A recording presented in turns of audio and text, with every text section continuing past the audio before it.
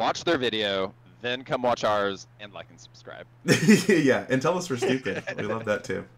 Yeah. Tell it to my face. Hi everyone, and welcome to another Atmos video. It's only been approximately one forever. We're not dead. Mango is also around. He'll be joining us for the Rares and Mythics tomorrow, but today is the Commons and Uncommon review of Bloomburrow with cousin Gabe visiting us from Atlanta. We're here. Yeah, we're still gonna make videos, especially reviews. We obviously could not miss Bloomburrow. Incredibly hype. Gabe, are you hype? Any hype? A little hype? I'm maximum hype. I even put on the sweet kitten today for this. Oh my goodness. We're ready. Yep. We're ready to fucking get down with these adorable animals. We're dialed in. Yeah, Bloomburrow is super hyped. So we've just Mango and I have both traded off being sick and traveling and being busy. Gabe's been traveling and also very busy. Fortunately, less sick. So we'll see how we do reading like 8 hours worth of text.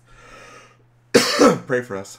I merely worked for 36 hours yesterday and then slept for 13 hours. So yeah, exactly. I feel human again, which is nice. That's good. That's good. I'm slightly human for sure. So if you haven't watched Limited Resources review of this, you should do that. We use basically the same grading scale. We're just a lot worse at it than LSV. But see if we actually manage to beat him on something. Every once in a while, we're slightly more accurate than him. Yeah. Every once in a while. Watch their video, then come watch ours and like and subscribe. Yeah, and tell us we're stupid. We love that too. Yeah. Tell it to my face. Yeah, so we're gonna start with the typically uncommon multicolored cards. I think there's actually some commons this time as well, like some hybrids as our signposts, right? It's really cool that this set you've got the signposts, which are always the multicolor cards that are usually uncommon. Some commons have it, but I love that it's now also kind of like in these creature blocks as well. Yeah. And it's also another neat thing. We'll talk about mechanics and stuff as we get to them. But another neat thing is that since a lot of these creature types are new, they're like creating these what they called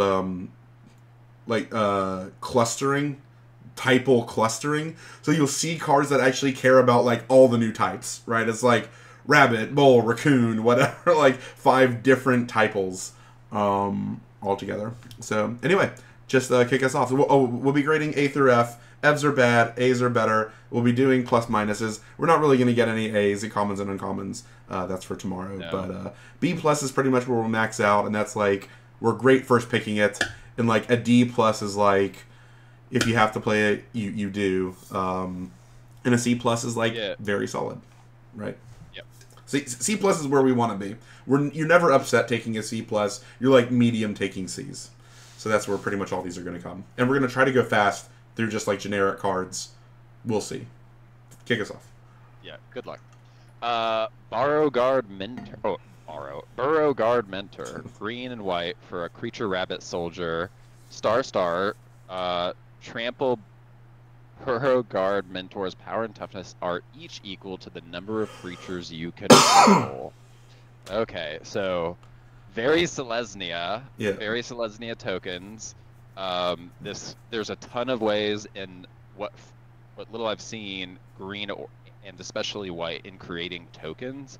And there's as we'll see later in this, a big mechanic in the set is Offspring, which allows you to pay additional into cards in a almost kicker sort of way to make duplicates of the same card as 1/1s. Yeah. So with this card, obviously you're just trying to shit out as many things as you can so that this is just a big stompy trampler for 2. Yeah. Yeah, seems good. This feels very base setty in like the text, right? This is actually pretty simple. It's like very old school text as well, but it's power crept by costing 2 and having trample. Like in the olden days, this would like cost 4 and not have trample, and maybe be rare.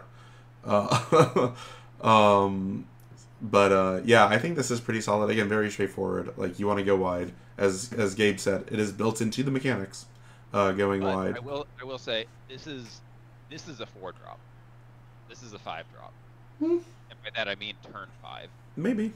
I don't hate playing this on 2. Depends on what the removal is.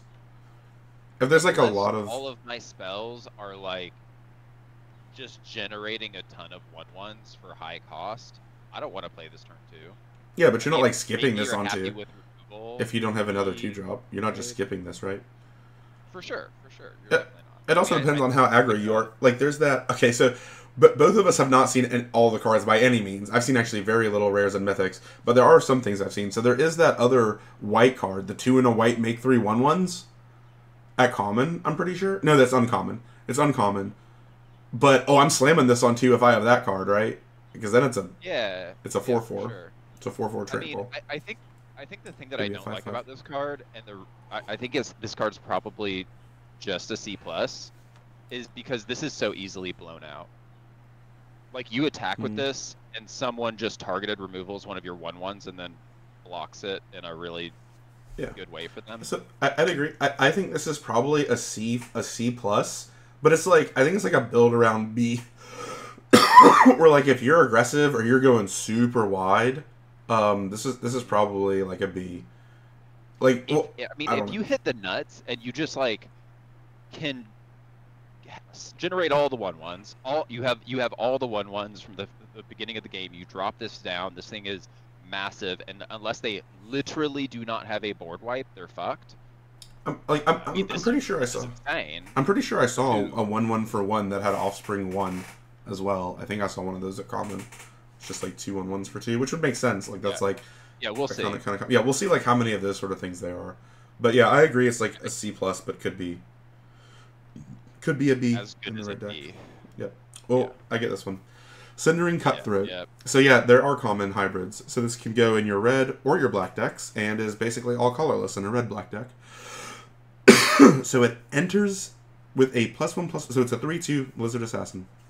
Enters with a 1/1 counter if an opponent lost life this turn, and you can pay 1 and Arachnus to give it menace until end of turn. So this card makes me very interested in how many 2-drops with menace there'll be. And I think, again, I saw a few. Because, like, if you're going first and you drop this or you drop a 2-drop on 2, like a 2 menace, 2/2, and then can follow up with this, that's so frightening. It's a 4/3 for 3, like, on 3, that can also get menace. Like, and its downside is a 3/2 for, so, like, 4/3 for 3 with menace is nuts. Yeah, that's like an uncommon power level. Now, having to pay 2 mana into menace isn't like great, but maybe you won't have to do that until later, because they can't really profitably trade with it when you play it anyway. Its downside is like a D, right? A 3/2 for 3 with that can get menace is still like a D. So I think this is probably a C. But this is gonna be one of those cards that you're gonna like hate to see sometimes, right? You're like, oh no, my opponent played that 2/2 menace for 2. Oh god. Now this. I feel like this red-black archetype for this set is gonna feel a lot like red-white. Okay. Like where it's just like you're groaning hard when you see this, and they've already dropped somehow 2 things on the board. Yeah, it's like face roll. They're just about to like beat your face in. Yeah, we'll see. I'm excited to see how good the low cost removal is. I know there's that one black uncommon that's insane. But alright, so like I think this is like a C. I think it's like a C plus if you're really aggressive. I think it's a C or C plus. I don't think it's better than that because it's paying into it. Oh hell yes. The Corpse Fairy Cultivator. 1 and then black or green, and then black or green both times. So you can pay all green, all black, or a combination of the 2 for 3 total mana for a creature, squirrel, or warlock, and it's a 2/3. At the beginning of combat on your turn, you may forage, exile 3 cards from your graveyard, or sacrifice a food. When you forage, put a 1/1 counter on Corpseberry Cultivator. So I think this card could be good. So foraging is. So I'll say it's interesting that this has a forage payoff, or it's a forage activator, right? Because there's not many forage payoffs other than this. Like, we'll have to count how many there are, right? Because forage is almost entirely a cost. Yeah. right? So basically this is saying that you can forge to put a 1/1 counter on it, right?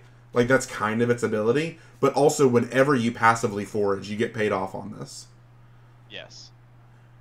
So by itself, like I don't ideally you're not foraging with this, right? No. No, ideally you're not foraging with this, but I think just a generic 2/3 for 3, obviously not great. But if you're in a deck that's trying to do this forage thing, Yeah. this not only automatically procs it by itself, but also just gets paid off for you doing it. Yes. So, I mean, if this is a 3/4, yeah, if it that's does it really once. good for 3. Yeah, if you forge it's, once, you're if it's happy. a 4/5, Yeah. this is a problem. These colors are obviously the forge colors. So an interesting thing, the reason that they made these hybrid is because these abilities are actually wedges. So I think forge is like blue, black, green, but it's like primarily green, black.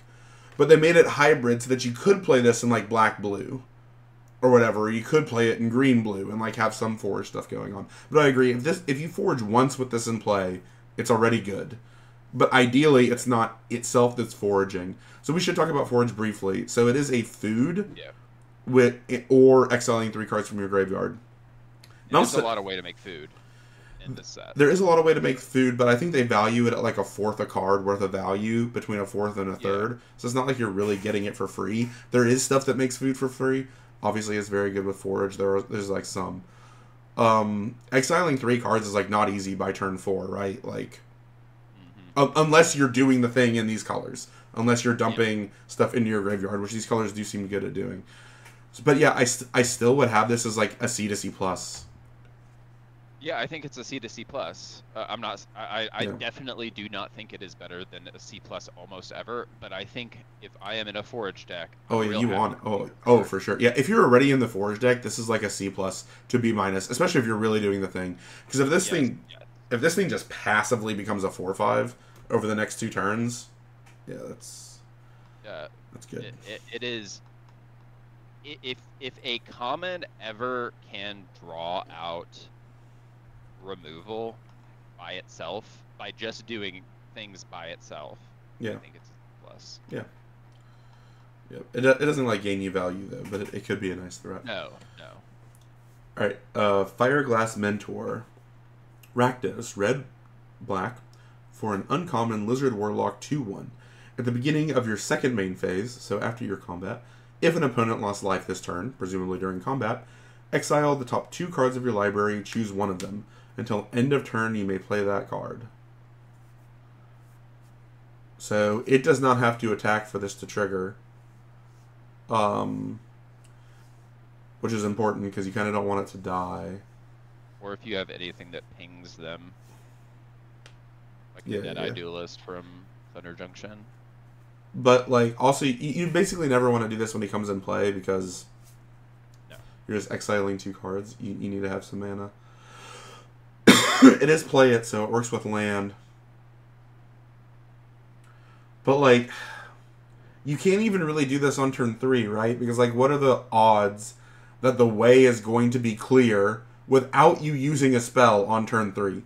So that's what I'm trying to evaluate this, right? Because presumably if you play this on 2, you want to attack with it on 3, but you don't want them to block, which means you'll probably have to play removal. But if you play removal, then you've used your mana for the turn, and then its ability does nothing again. You could just be using it for land drop. Yeah, just hit a land, just exile action and hit a land. Then if you hit 2 action, which is reasonable, because your deck is 60% action, then you just whiff both of them. But who cares? Maybe you're in red-black and you're just like, hey, I'm gonna like chug through and absolutely any value that I think you have to play this. Like if you happen to hit a 1-drop or a land, that's all you care about because all you want is to accrue value as much as possible, as quick as possible. I don't think this is great. I think this is like a C. I think this is actually bad as an aggro card. I think the only way that I really see this card working is like in a grindier late game. Like if you've got like some Trebuchet shit going on, which sometimes black has. Like if there's anything like at the start of your upkeep, deal a damage, or something that can like tap to deal a damage. Yeah. And removal's good. I could see this being like a really good grindy sort of value engine. But even then, you can't be too grindy because this thing could draw you out. I mean, it's eating 2 cards a turn guaranteed. I said based on seeing one card that red-black might be aggressive, but like maybe it's not. I don't think this card is aggressive. No, I'm saying the last one that we saw was like seemed very aggressive, but like I haven't seen this whole archetype, so maybe it is about just value here and there. So if you're not being aggressive, like also like if you have the trebuchet kind of idea of like taking them to gain value off of this and have setups for that in red-black, like maybe that's really good. Yeah, I don't know. This one's kind of weird. I'm kind of off of this. I think this is either like a C- or a C+ based on the rest of this archetype. Yeah, I would try. I will test this out at a C, but I feel like I'm not going to test this out early because people are going to take this much earlier than I would. Agreed. Because I would take this like 6th to 8th pick and be like, we'll see what this does. Yeah, maybe. I don't know. Maybe it hits like once or twice and you're happy. Oh, look at you. Oh, the sweetness. So, Head of the Homestead, 3 and hybrid 2 Selesnya, so green white. Creature Rabbit Citizen, 3/2. When Head of the Homestead enters, create 2/1/1 rabbit creature tokens. You love it. So here it is. Judging by the art, there should be 4. No, 5. There should be 5 tokens. Yeah. 6, 7 in the background. 6. Oh, there is 7. Yeah, you're right. Also, love this art. I forget the name of the artist, but there's that famous artist from Loch Ness over in the UK that did, was it Brother Rabbit? Something Rabbit? Yeah, this art's so good. This whole set's just amazing. Excellent art. I can't believe it's taken Magic this long to make this set, right? Like, just random ran. Like, what were you thinking?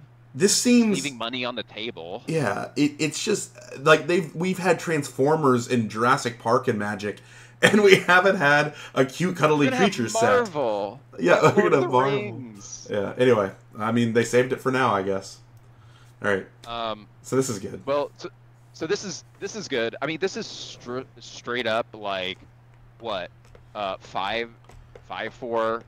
Yeah. For 3 bodies, which is not innately good, but it's 3 bodies, and clearly Selesnya has other payoffs for having a bunch of stuff out there. Like, your other trampler is just straight up a 4/4 trample if this is on the battlefield. Yeah, min. Just those 2 things by itself. Yeah. Yeah. So you could play it on 4 with something else, and it probably is already a 4/4, and then this makes it a 7/7. Or something yeah, this is massive. Yeah. Yeah, I like it. I still think it's just like a C to C+.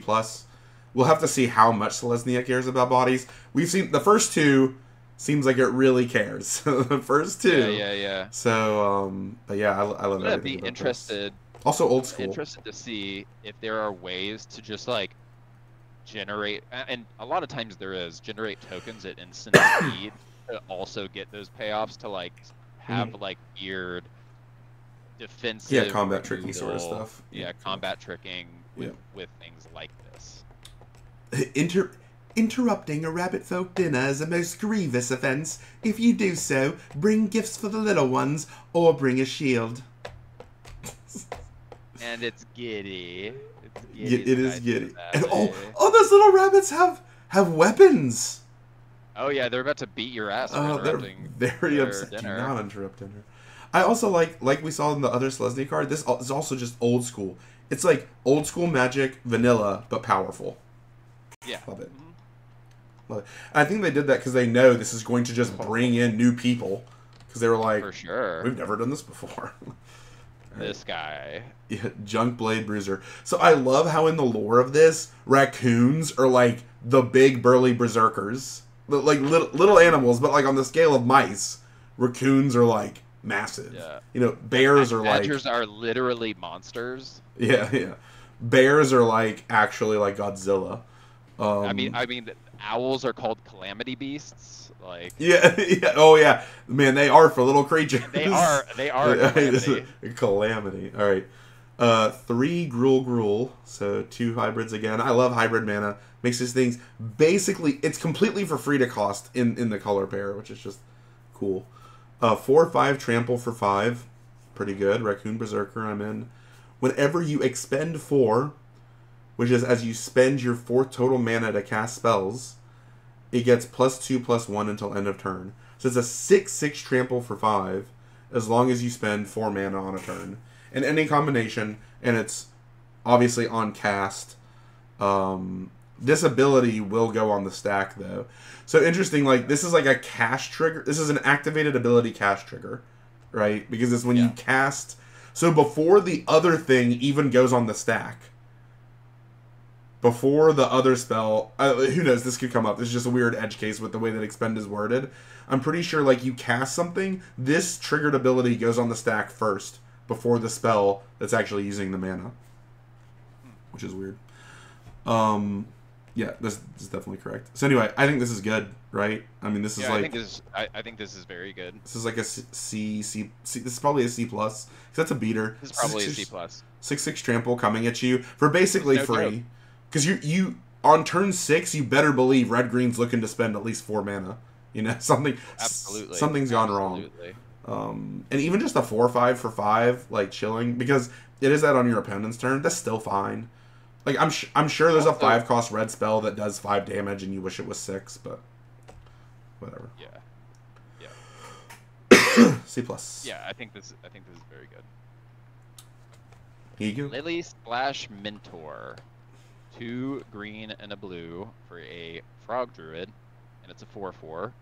It has reach, and you can pay 1 green and a blue into it at any time, no tapping it.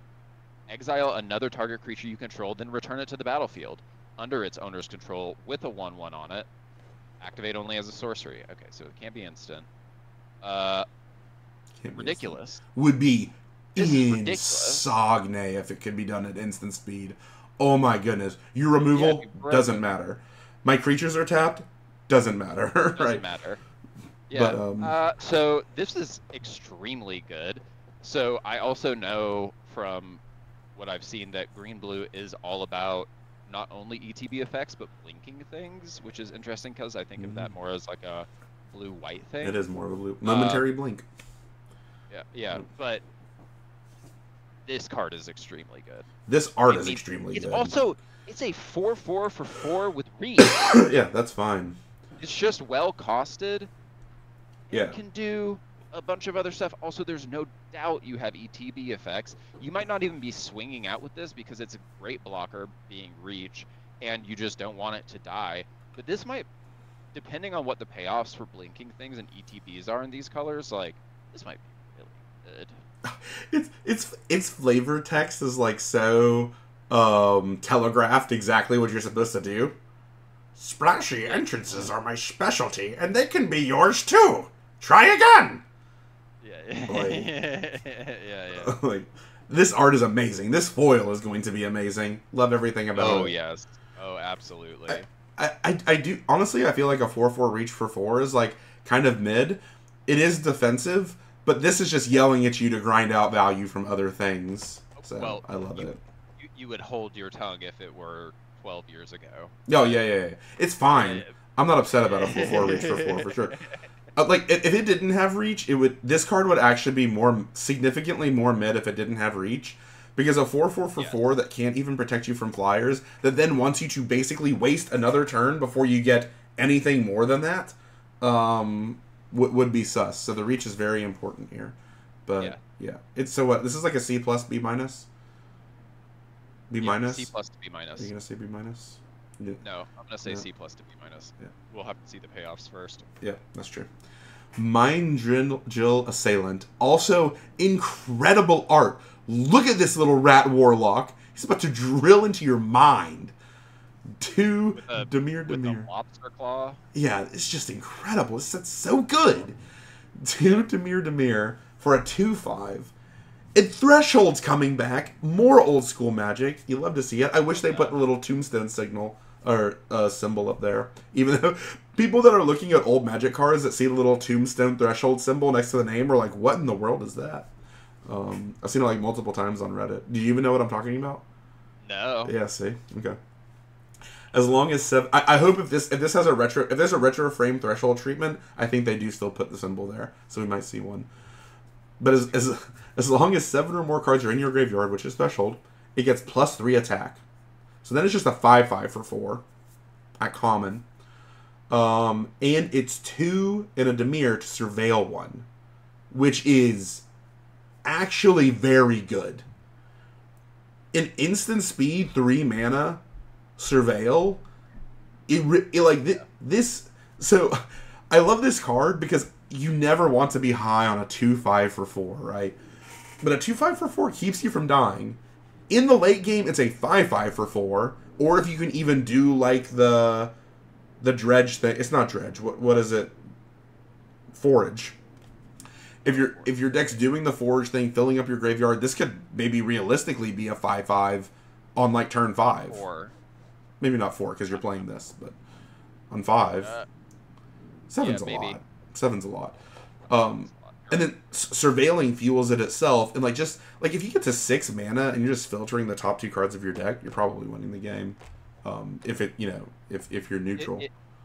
Yeah, if you're neutral, but like also the fact that, like you were saying earlier, you could just straight up play this in green-black. Oh yeah. Make card go way up just because it's so versatile. Yeah. I'm actually high on this. I think this is like a C+. Yeah. And it might even be better. Like if it really gets there, if graveyard stuff really gets there, this card's kind of cracked at common. Yeah. Yeah. This one's you. All right, ready? Yep. All right. Moonrise Cleric. 1 and hybrid white black, so 3 total for a bat cleric 2/3. Has flying. Whenever Moonrise Cleric attacks, you gain 1 life. So this card I like. And so there's life gains energy, right, in white black, I'm pretty sure. Yes. There's for sure going to be life gain synergy. It's also assuming you are successfully hitting them with this, it's a 3 life swing every time this swings. Yeah. It's like light, it's guaranteed. life. They are guaranteed. Yeah. Yeah. I mean, you're not guaranteed to lose them life, but you're guaranteed to increase life. So a weird way, exactly. A weird way that this is even better than Lifelink is if there's an Ajani's Pridemate in the set. That would frankly shock me if it's not. So that's a 1 and a white 2/2. Then whenever you gain life, it gets a +1/+1 counter. Right? That's like the very uncommon level sort of payoff for this. So like imagine that on 2, right? I guess this on 3 is it's not attacking that turn. But the point is that right when this attacks, it's going to trigger the life gain to make the Pridemate bigger, rather than having to do it in combat. Yes. Yeah. This is a lot better than a Windrake. I'll say that. Yeah, I also think because where you would have to worry about this in the air is going to be in blue-white. I think this is really interesting because a lot of the times things are 2/1s or 2/2s or 3/2s even in blue. So that's exactly what I was going to say. So this card is good. How good it is depends on, is there really good red common spell, 2 damage or 3 damage, and how many of the white-blue flyers have 2 butts, right? Like, how many are 2/2s or 2/1s? Because if there's, like, good flyers that are 2/2s and 2/1s, this is much better. If the red... If the really good red common is, like, a 1 mana 2 damage spell rather than a 2 mana 3 damage spell, then this is much better. So but even in terms of, like, I think the biggest thorn in the side of white-black a lot of the times is you kind of have to get going with it. It's not like something that's beating you down fast. And because this has a butt of 3, I think this also can deal... You're not as sad about playing this into something that's like rushing you down like in red-white. Yeah. Because you can actually block with this flyer. Like, yeah, you're right. Red-black a lot of... Or white-black a lot of times is like very skinny-butted. Like, a lot of times it's like some of the most aggressive. Because normally they're vampires and they require eating other stuff to get bigger. This is a cleric, Even though it is a bat, it is not a vampire. It is a sweet cleric. And honestly, she's slaying. Yeah, you think this is like a C plus? Are you willing to Yeah, get C plus on it? I think it's a C to C plus. Yeah, that's what I would say. But you were I think sounding it's like C plus. probably a C, but it could be as good as a C plus, depending Yeah, we'll on see. what I think. Well, and we'll see how much like life gains energy there is. It can play a pretty big role. All right, this one's me. Plume, not Plum. Plume Creed Mentor. Again, art so good. One and Azorius, a blue and a white. So it looks like all the uncommons are just like the normal like guild colors, and then the hybrid are the commons. Yep. So it's a 2/3 flying bird scout, and the birds are also kind of big. Some of the birds can actually be like we said, the owl is massive, but some birds can get pretty big. When it or another creature you control with flying enters, put a 1/1 counter on target creature you control without flying. So this is, I know there's some other white flyers that do this too, where they've chosen to specifically Zenergize flying with not flying, which is also new, but seems like they should have done before, much like this set. But this is obviously really strong. Now, this is not your daddy's Windrake. Like, a 2/3 flying for 3 that just comes into play with a counter on something? Yeah. Which is also awesome, right? Because you've got, like, the mice. It's like the mice and the birds, right? Or the rabbits and the birds. Oh, it's so cute. I think both, because there's a lot of white rabbits, too. So, I mean, yeah, them pumping those is possibly very good. And every other flyer. Also, there's no way there's also not, like, some counters matters. Yeah, or if there's like, maybe. You and your counters matters. Don't start now. Don't start now. Wait for it. All I said is some things that might care. First thing that shows a 1/1 counter, you're like, yep, counters matters. I'm saying that inevitably there will be something in the set that cares about it, and it probably is in white. So, yeah, I mean, or green. Green's the main one. Yeah, blue sometimes even. But green blue now is apparently the bounce colors, not these colors. Yeah. So this would also make me interested if there's a flyer with Offspring, right? Like maybe a 3-cost flyer with Offspring 2 or a 2-cost flyer Offspring 3. Because then that would proc this twice. And that'd be pretty nuts. Really good. That'd be pretty nuts. And that's probably coming down turn 4 because it's probably a. I would guess they would make it cost 5. Because that would be really strong. An Offspring flyer on 4.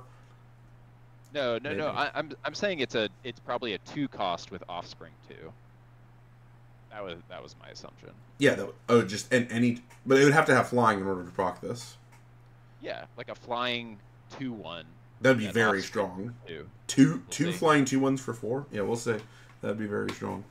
Well, it'd be a flying 2/1 and a 1/1. Offsprings are always 1/1. Oh, Offsprings are always 1/1s. Oh, thank you. We haven't gotten to Offspring yet. You're spoiling the mechanics.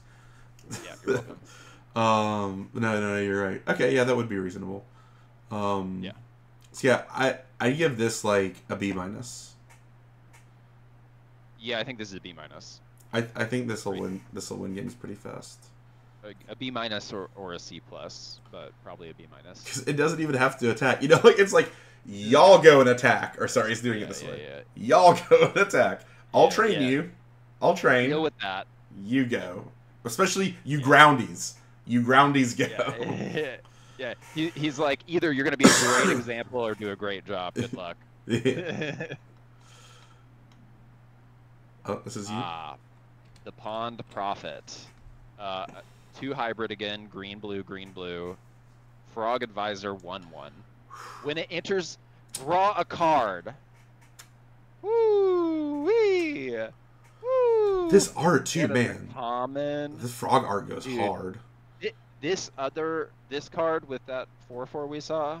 Yep. So this draws a card when it comes in, and you blink it to draw another card and make it a 2/2. That's true. Elvish Visionary, man. So if you're in these colors. Counters fall off when you blink them, though, right? So they do. You don't want to blink again. Yeah. Well, you do because it draws you a card. You value a card more than a 2/2, and it still is a 2/2 when it comes back again. So you're not really losing anything.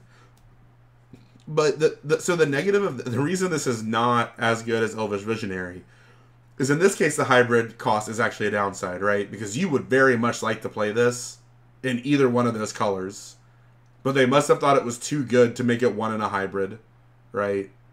Yeah. So you kind of do just like, are you playing this in a green deck? Like, are you playing this in green white? I don't think so. Probably not. Yeah, you're not playing. We'll see, but probably not. You'd have to be very heavy green. You'd have to be splashing white or splashing. I guess splashing white probably with either one of these colors, right? So this is we'll also see how the filtering is in the set. We know about Simic. Simic likes to not be good, and so far we've seen a slow, grindy Simic card, and now we've seen this. So I do think this is like a C+, but it gives me great concern that it would appear to only be in Simic.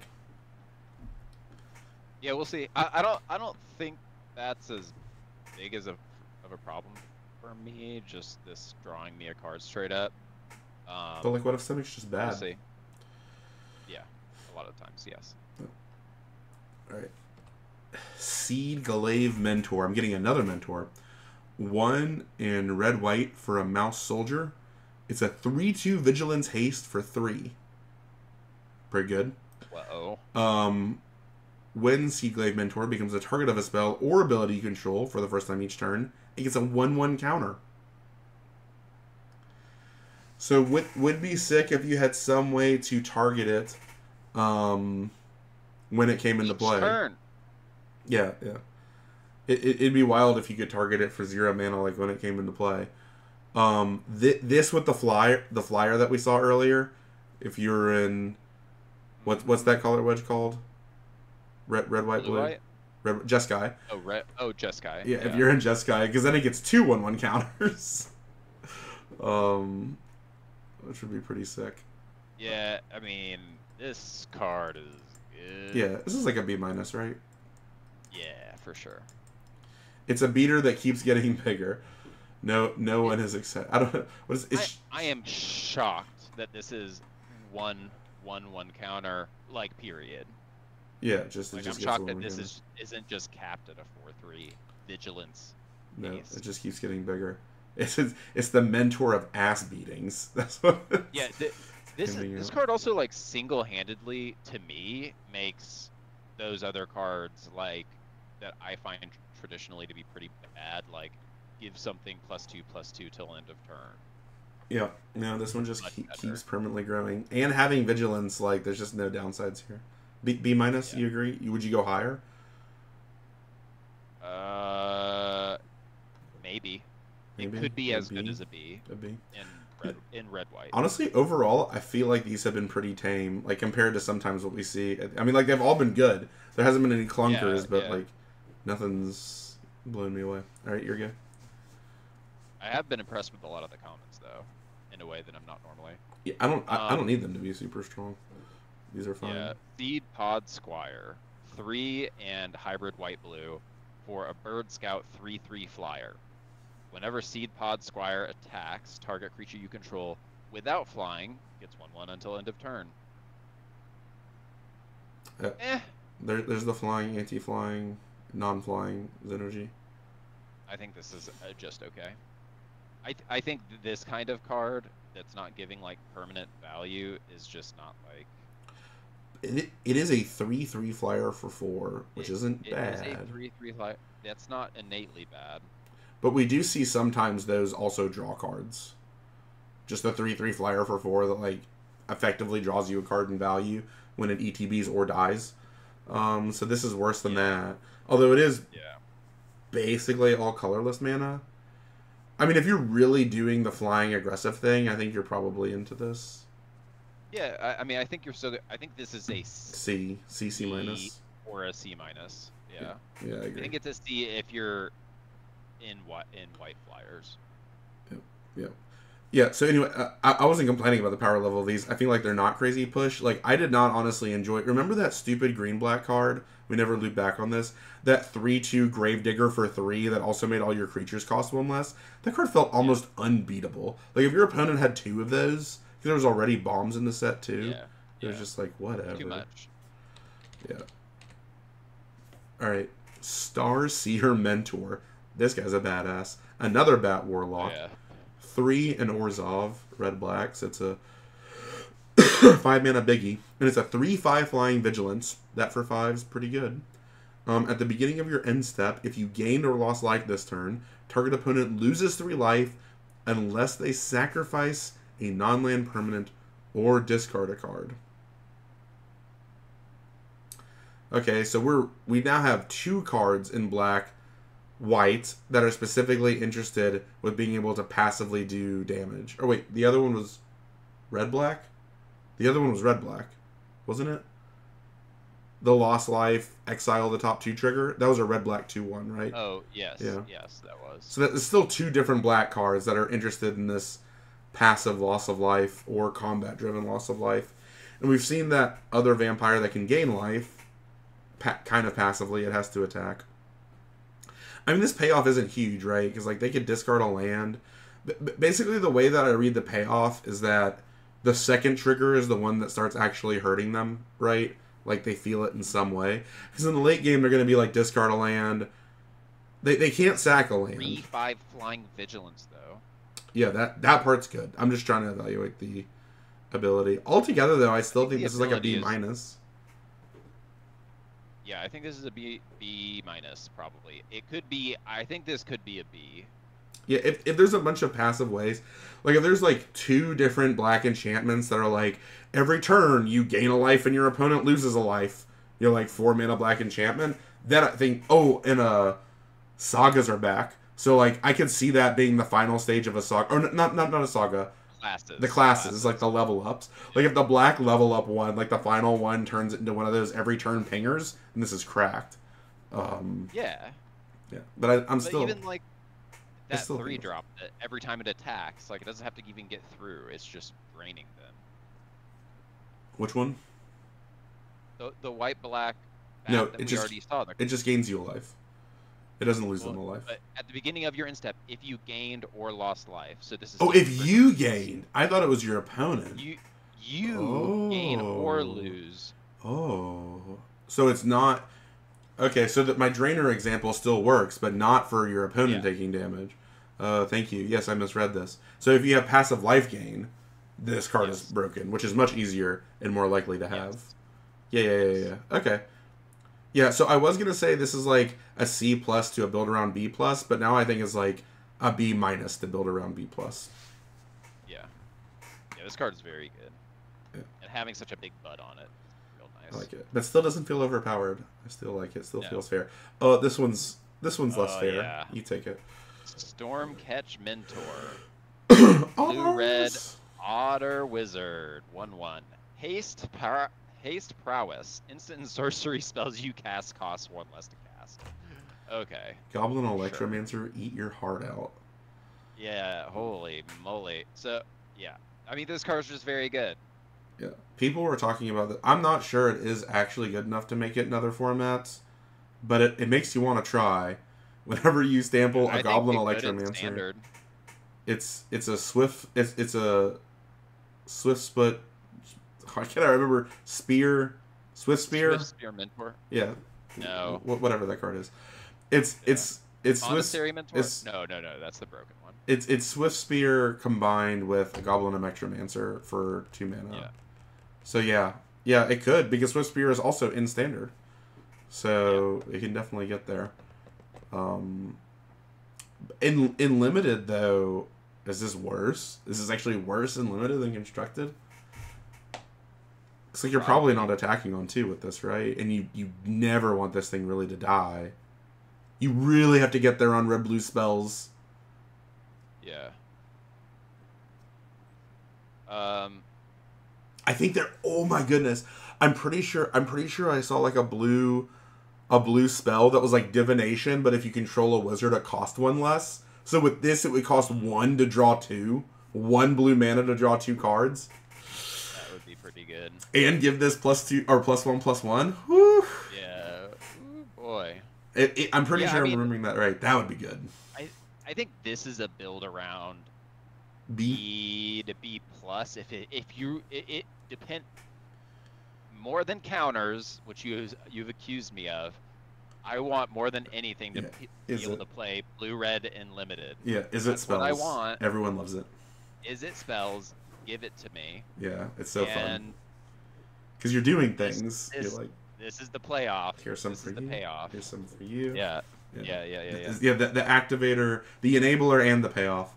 So yeah. I mean, the biggest thing is, can you draw enough cards for this to be good enough? Because if you just play all your cards immediately, and then this is a 1/1 that does nothing. If you are not specifically leaning hard into blue-red spells, this is like a C to C minus.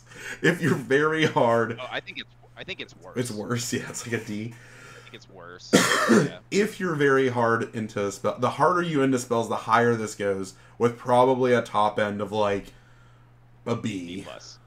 A B plus. Yeah, I guess if you're like drawing 4 for 2 blue in the same turn, and this is a 3/3, you're feeling good about yourself. Yeah. Yeah. All right. Cool. Hell yeah. Tempest Angler, more Otter Wizards.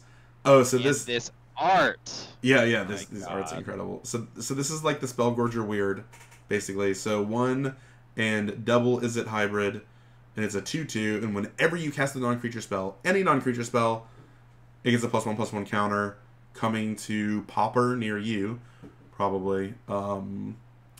So yeah, this card's pretty cool. What? Any non-creatures. Unfortunately, Mishra's Bauble not in this set, but would be good with. Yeah. So yeah, this is like a C plus, to B minus again if you've got a bunch of cheap. I think. Yeah. Okay, if you're drawing 4 for 2 blue mana using the other thing and have this in play, and that's your turn 4 plan. Yeah, you're feeling good. I guess that other guy also depends how many like good 1 in a red removal spells there are. Because if you're like doing 3 damage at instant speed for 1 red mana, that other card is also correct. Nuts. So yeah, what this is like C plus B minus, right? Yeah. Strong. Very is it? But here you go. Tide Caller Mentor, 1 blue and a black for a Rat Wizard 3/3. Menace. It has Threshold, and when Tide Caller Mentor enters, if 7 or more cards are in the graveyard, return up to 1 target non-land permanent to its owner's hand. Interesting. So, Threshold is not easy to get. All you kids out there that have not played with it, do not be deceived in thinking that it is easy to get. And this is as good a card as any to exemplify that. Because if it was easy to get, a 3/3 Menace for 3 Mana War is absurd. Like, the greatest Mana War we've ever seen, and it's a non-land permanent, not even a creature. So that should tell you how hard it is to have Threshold casually, on turn 3 or 4. But you think it's more realistic, and maybe even this is generous to have it by turn 5? Yes, still very generous. You have to do significant work with probably 2 turns, even by turn 5, to have it at Threshold. To have Threshold. You have to, because you have to develop the board some, right? So, if you have 2 creatures that can passively get you towards Threshold, and then play, 1 spell that is dedicated to getting you towards Threshold, then I could see you having it on turn 5. I'll tell you what, if they had done this in the hybrid, blue black, this would have been hilarious in the Spellslingers deck. I think this is in the Spellslingers. Yes, but Spellslingers can get it definitely a less dedicated way. Oh yeah. I mean, you could still, it's splashable. Still, I'm more interested in splashing it in green, right? Because green is normally the mana flexible color. And bigger permanents, better permanents. Okay, but flat off, a 3/3 Menace for 3. Very good. What is that? C plus, B minus? C plus. By itself. I think you could be we've seen things care about opponents losing life already. I mean, a 3/3 Menace for 3 is definitely good. If this thing is able to bounce something, even in a somewhat tempo aggressive way, somehow having Threshold early, it's so strong. So I still think it's like a C plus B minus because it's so hard to have Threshold. because it also has Anti's energy with foraging. Like, you can't, you have to get threshold. Like, there has to be some finite of time, right? Where you hit threshold before you forage, because that removes cards from your graveyard, so that this hits, and then you can start foraging. It's like, they have cross synergies in that they both want to fill up the graveyard, but then there's, like, a limit where you cannot forage before you get use of your threshold abilities. I will say, we have seen blinking already. If there is a strictly blue blinker, or you can splash this into a blue-green deck, this gets really funny. That's true, yeah.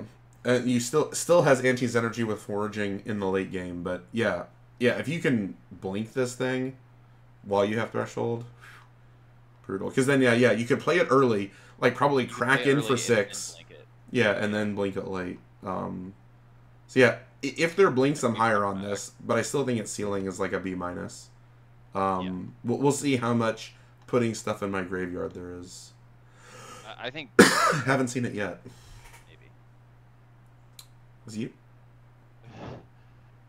Veteran guard... Sorry, I was just so taken aback by this art. Yeah, it's amazing. Veteran guard mouse, 3 and hybrid red-white for a mouse soldier 3/4. It has Valiant. Whenever the veteran guard mouse becomes the target of a spell or ability you control for the first time each turn, it gets +1/+0 and gains first strike until end of turn. And scry 1. Scry 1. That's a pretty good target payoff. 4 first strike. Yeah. And remember, these Valiant abilities can get targeted or triggered at instant speed, right? How you like the modality of combat tricks, like combat trick amplifiers, is really cool design space, because normally combat tricks don't necessarily... It's weird, like, combat tricks are either, like, not good enough, and then they're, like, the stupid, like, +1/+1 counter, indestructible, and shroud, you know, and it's like, that's ridiculous. This is a random question, but in terms of, like, fight versus bite abilities, if something is fought, is it fought like normal, where if one thing has first strike, it acts as if it has first strike in a fight? Or no, just damage. First deal the damage to each other. Correct. First strike only matters in the first strike combat damage step, specifically. Yeah, only in first strike combat damage step. It does not apply otherwise. So, but that's a good question. Death touch, conversely, does matter. Even like if you're able to give something with death touch the ability to shoot stuff, it'll kill it, right? Like there's been times where you can do that with equipment or enchantments. What is it, snipe? Yeah, there's various things that have done it. Or it works with bites as well. Death strike or death touch does, right? It works with bites as well. But anyway, so for this card, this is like a C+, I think. I mean, this is probably the high end of red-white, right? Yeah. Or I mean, some of the higher end. Yeah, I think this is very solid, though. It doesn't have to be red-white. Imagine this thing again with that 2/3 flyer that whenever a flyer comes into play, it just gives something a 1/1 counter. Oh my god. This thing's a 5/4 first strike if it gets hit with one of those counters and it's scrying you. The scry should not be underestimated. That is really nice additional value. Yes. Because at this point, whether you're wherever you're playing this, at this point, you're just scrying lands away as much as possible, just ramming action through. Yep. Another combat trick? Yes, please. So we'll see how many good one-cost like combat tricks there are in red and white. You know, normally you get like the +1/+0 and draw a card. If you get one of those right in red or white, that's pretty cracked with this. So yeah, I think this is like a C+, but I could even see a B- again in the very. I think the card's very good. Very particular deck and amazing art for it. You can do it every turn. Yeah, quite good. Right. Vine Reap. Oh, sorry. Is it? Yeah, I thought so. I was so excited. Yeah, it is. Vine Reap Mentor. Interesting that squirrels are like the morbid class. I dig it though. Black and green. I mean, they are kind of like they eat like carcasses and stuff. No, they don't. They eat nuts. What am I thinking of? My mind has been warped into zombie stuff. Do they eat carrion? I'm not sure. I don't think I don't think they would eat carrion, but they for sure eat like bugs. I mean, they are Yeah, technically yeah. omnivorous. Okay, fair. All right, learn more every day. I want to say they'll The more eat you like know. baby birds and stuff. Vine Reap Mentor. Black and a green for a 3/2 Squirrel Druid, aggressive. When it enters or dies, you get a food token, which is a free forage trigger. So talk about making food for free. This is an extremely high rate of free food on a Yeah, three what the two. hell? This For two? for two. This is like a. I mean, And this is forage colors, so if you're swinging in and just getting this traded off, are you mad? Absolutely not. You could forage turn 3 if this oh gets yeah, blocked. oh yeah. What you can forward? It enters or dies. You can forward turn 3 anyway. Yeah, that's what I'm saying. Like, guaranteed you're foraging turn 3. Yeah, yeah. It doesn't have to be blocked. Like it can just chill too. And we've seen black care about life gain, although that was white black, that flying bat. But you could wedge again. Yeah, I would have this at like a B. Probably realistically a B minus to B plus if you're really doing the thing. Youth we reap, in death we sow. Legit. Yeah. Legit. Yeah. Preach. Yeah. Holy shit. Yeah. God. Yeah, I would say it's. I mean, a 3/2 for 2, I think is like a B minus. And so if there was no Zenergies with forage, and like we're just talking about a food token on its face, I would say this is like a B minus. If you're really doing the forage thing, it's like a B plus, right? Yeah. But I'm real happy about that card. very good. Green black. All right, this one's Wander Tail Mentor. Look how big this raccoon is. yeah, they're huge. Yeah. Red green for a raccoon bard. 2/2. Oh, he's chill. Whenever you expend 4, put a 1/1 counter on the Wander Tail Mentor, and it's a mana dork for red or green. Interesting. This is everything you want in a 2-drop. Oh my god, yes. A 2-drop with a building threat that ramps. And it's a permanent 1/1 counter. Yeah, it's beautiful. So it's like a B. This card is one of those cards that I think is even better than it automatically seems, because everything about it is being done how you want to play the game out in red green, which is turn you play a mana dork, turn 3 you're playing something bigger, turn 4 it's just getting bigger, turn 5 it's just getting bigger. Yeah. And now all the threats you've played that they've tried to answer, well, guess what? The first thing you played is now. Is also a threat. It's like a 4/4 or 5/5. Yeah, exactly. Yeah. So yeah, I think this is like a solid B. You want it. This is you just want it. It's very much gruel, which like again the downside about these 2/2s for 2 is like you really have to be in those colors, in order because you want to spike both of these things on turn 2. Yes. So you're not really splashing here. No. Yeah, it's great. It obviously dovetails so well, right? It gives you the 4th mana on turn 3 to start the process early. Again, it's a very simple card, but it's powerful and it's good. Love it. B. Solid B. Oh, we're to artifacts. Nope. There, that only took... How long do you think it took? Oh, no, I don't know how long it took. Since we stopped last, it's been 32 minutes. We're doing great. We're doing great. All right, so we are going to go... Well, we should take... more time on the uncommons and the multicoloreds. We are going to go faster now.